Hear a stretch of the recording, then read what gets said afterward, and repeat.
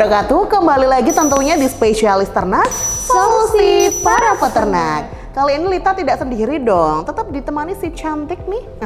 Halo. Namanya Mbak Radhika Putri. Dia akan share informasi tentang kelumpuhan bebek. Waduh, kok bebeknya bisa lumpuh? Apakah karena cinta? Waduh, lumpuhkanlah ingatanku, hapuskan tentang dia. Beda ya. Ini ada masalah apa sih kok si bebek bisa lumpuh? Kita nanti ulas mendalam, Mbak ya. Gitu. Dan ini nih, sebagai orang awam aku tuh taunya bebek ada segala macam banyak rupanya nih. Iya. Nah, ada bebek ini, bebek itu, bebek lain, itu ya. Apakah bebek itu bisa dimakan semua, Mbak Radhika Putri? Itu bisa dimakan semua, Mbak. Oh. Tapi ada beberapa yang khusus untuk ditelurkan saja atau khusus petelur gitu ya, Mbak Rita. Gitu. Nah, bebek ini merupakan sumber protein hewani yang cukup digemari oleh masyarakat. Nah, bebek pedaging ini memiliki perbedaan dari bebek lainnya, Mbak Lita. Nah, biasanya pertumbuhannya itu lebih cepat, kemudian bisa mencapai berat yang lebih besar daripada pertumbuhan bebek petelur. Karena bebek pedaging itu biasanya relatif singkat untuk ternaknya. Nah, ada beberapa jenis nih Mbak Lita, jenis bebek pedaging. Yang pertama ada bebek alabio, biasanya ini dari Kalimantan. Kemudian yang paling populer nih Mbak Lita, bebek Peking. Nah, biasanya Mbak Lita makan tuh bebek Peking. Iya tuh, enak tuh. Enak kan? Kemudian ada bebek Bali, wow. Terus kemudian ada bebek Mejosari Mbak Lita. Nah, masih ada jenis-jenis bebek lainnya. Mbak Radhika, ini bebek tuh kan dikenal dengan fisiknya yang kuat, ya kan? Gede, dhuwur, bakol gitu loh. Tapi ternyata apakah bebek ini bisa sakit dan apakah bisa terserang penyakit juga, Mbak Radhika? Nah, bebek ini biasanya kan dikenal yang kuat gitu ya, Mbak Lita, tapi betul. sebagai hewan, ternyata juga ada penyakit yang bisa menyerang bebek, Mbak Lita. Misalnya nih, penyakit AI, penyakit ND, kemudian snot, kolera, kemudian ada kaki bengkak. Pada akhir-akhir ini, saya dapat laporan Mbak Lita kalau bebeknya itu banyak terjadi kelumpuhan. Waduh, banyak itu yang, Mbak, bebekku kok banyak lumpuh, kenapa ya? Nah, itu biasanya terjadi karena faktor infeksius dan faktor non-infeksius.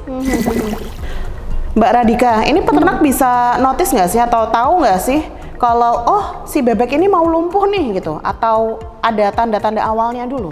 Untuk gejala awalnya itu biasanya kakinya memar nih Mbak Lita. Nah, bebek lumpuh karena kaki memar ini biasanya disebabkan oleh gangguan peredaran darah, sehingga kakinya bengkak dan berwarna biru gitu Mbak Lita. Ini bukan asam urat ya Mbak Lita? Bukan, beda. Beda ya? Kemudian kakinya itu kaku. Nah, bebek mati karena lumpuh memiliki tubuh yang kaku ketika disentuh. Nah, hal ini menunjukkan bebek dalam kondisi kritis Mbak Lita. Ya ampun, kasihan ya. Ya, jadi badannya kaku-kaku gitu, berarti itu tanda-tandanya sudah kritis dan mau mati gitu. Salah satu gejala lainnya dari lumpuhnya bebek adalah adanya darah pada kotorannya. Ini merupakan tanda awal dari kelumpuhan dan sering disertai dengan lemas, hilangnya nafsu makan, serta penurunan imunitas. Penting untuk membersihkan dengan baik dan mengobati bebek yang terkena penyakit ini untuk mencegah penyebarannya. Kalau untuk penyebabnya sendiri Mbak Radhika, itu apa sih yang disebabkan kelumpuhan pada bebek? Penyebabnya itu beragam Mbak Lita. Yang pertama serangan penyakit. Nah, misal nih penyakit white eyes atau mata putih. Ini biasanya disebabkan oleh virus. Penularannya ini cukup cepat dan gejalanya itu matanya terlihat putih.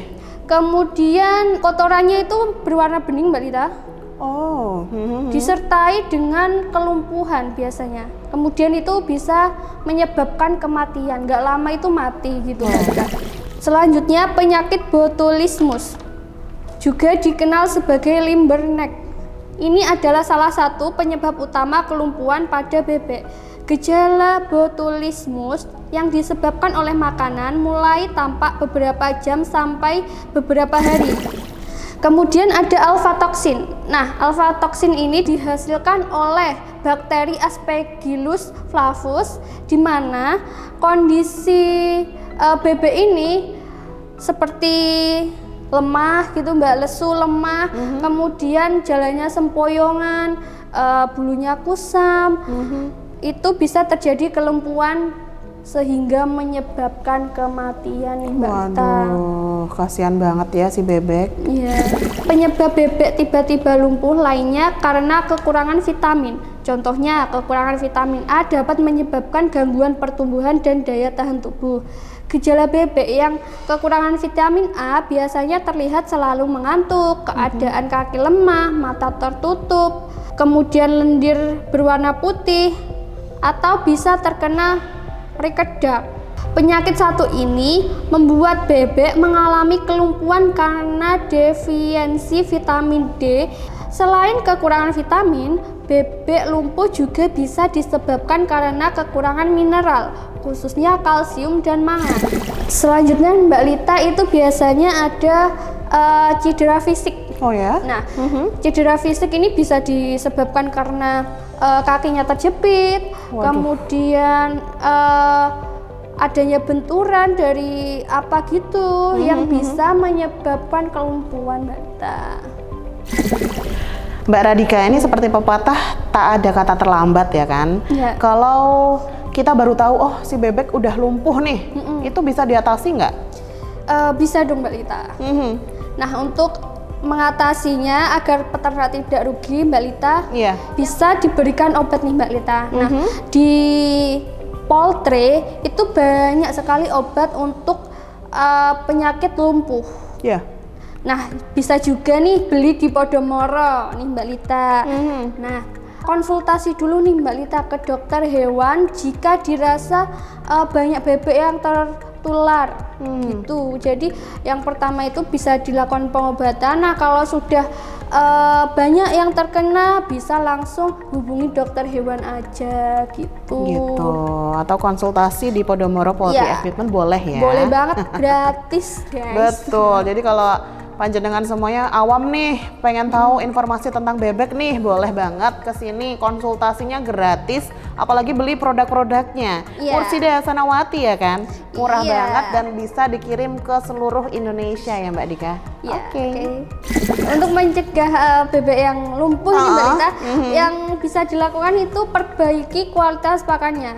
Nah, banyak sumber penyakit itu terjadi karena makanannya atau terdapat pada pakannya. Nah, karena itu pakannya yang tidak berkualitas jadi menyebabkan sumber penyakit.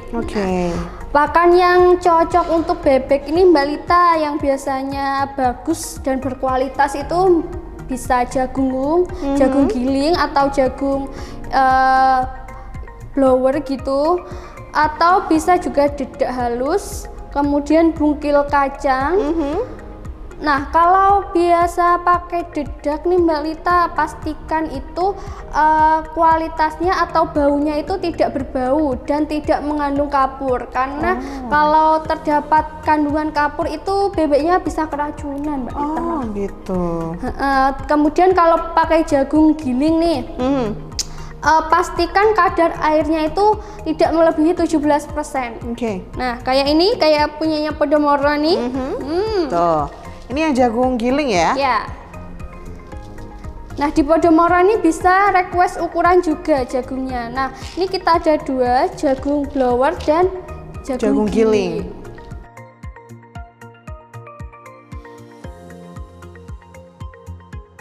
Harganya mahal nggak Mbak Dika? Enggak mahal. Cuma hemat di kantong? Iya, hemat di kantong. Nggak nyampe 6.000. Tuh.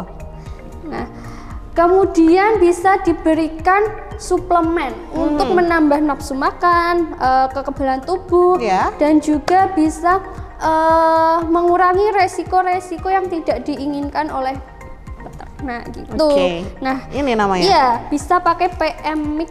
Ini PMX ya, ini Iya. tersedia di Podomoro Poultry Equipment ya. Iya. Ini suplemen lengkap untuk ayam pedaging, membantu proses pertumbuhan juga. Ya, ini juga bisa untuk bebek ya.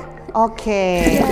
itu dia podcast hari ini spesialnya kelumpuhan pada bebek. Pesan moralnya tuh terus perhatikan ternak panjenengan semuanya, jangan sampai terlambat ya kan, seperti aku memilikinya ya kan. Aduh. Jangan curhat, Mbak, jangan curhat. Jangan sampai terlambat itu ya. Jadi tetap pastikan kesehatan bebek panjenengan tuh tetap prima dan menjadikan kualitasnya semakin oke gitu ya. Dan kalau panjenengan pengen tanya-tanya seputar peternakan boleh banget komen di bawah. Dan juga jangan lupa like, comment, subscribe, dan sebarluaskan ke seluruh teman-teman panjenengan di seluruh dunia. Akhir kata Lita dan juga Mbak Radhika Putri pamit, tetap di Spesialis Ternak, solusi para peternak.